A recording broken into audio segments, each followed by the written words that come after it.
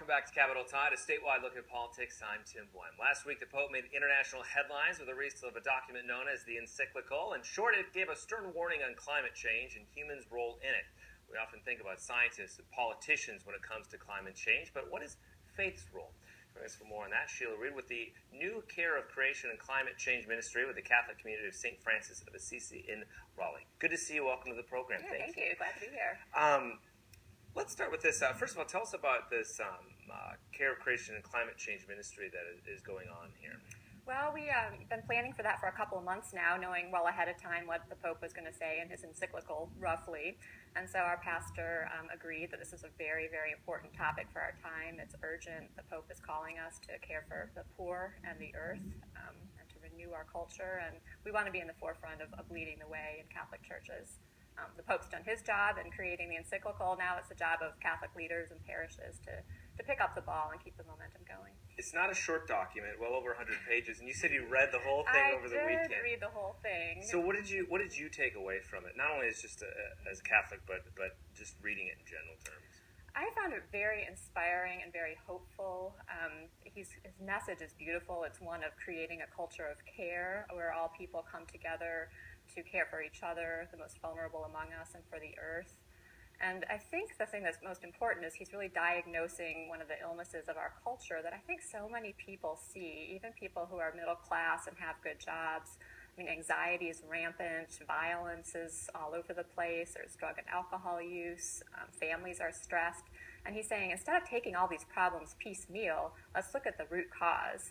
And the root cause is this throwaway culture of excessive consumerism, and where people are starting to disregard anyone outside of their immediate family, and he calls that the globalization of indifference.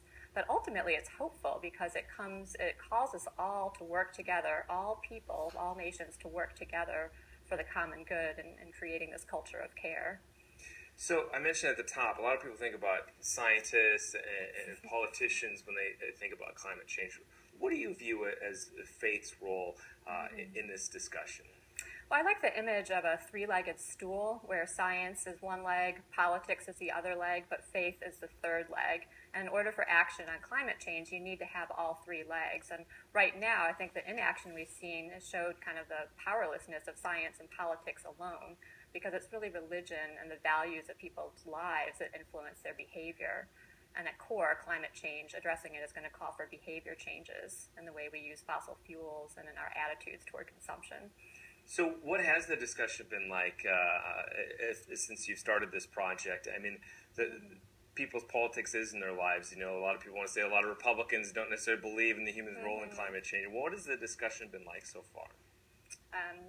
I think a lot of people are just starting to hear the discussion now. I think the average Catholic is, this has not been on their radar screen. They've been raising their families and worried about work. I think now this is an opportunity for people to really sit down and dialogue, study the document, see what kind of changes they want to make in their lives. Because we're people of goodwill.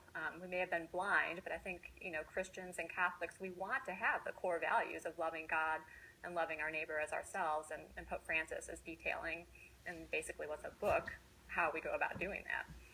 What do you think about the Pope taking on? I mean, there was some science. He discussed talking about scientists with this issue. What do you think about the Pope taking on this role of leading climate change, what is often sometimes a science or a political debate? I mean, do you think it is his role to do that? I think his role is to be a moral authority, and he does touch on science and politics in the document, but the vast majority about it is of matters of faith and values, and he'll acknowledge he's not an expert on science and politics, but what he is an expert on is the way humans live, and he's giving us guidelines on those attitudes of heart that guide the choices we make and are affecting climate change. So in that sense, he's on very solid ground and totally within his rights to speak on this topic because it's affecting human lives now. The World Health Organization says 150,000 people per year are already dying of climate change, and that's only going to be more in the future.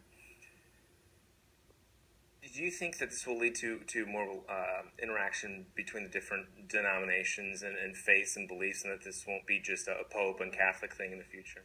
Oh, I totally hope so. And actually, our church, Catholic Community of St. Francis, is hosting an interfaith prayer vigil on Sunday at 7 p.m. or 7:30 p.m.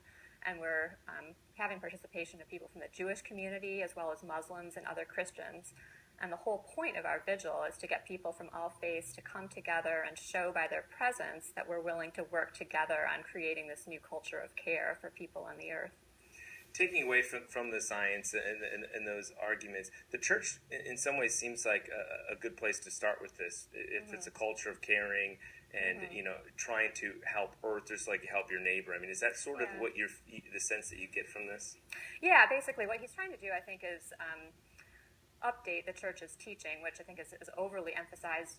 Not overly, but it's emphasized care for the poor, and it kind of downplayed the culture of caring for the earth.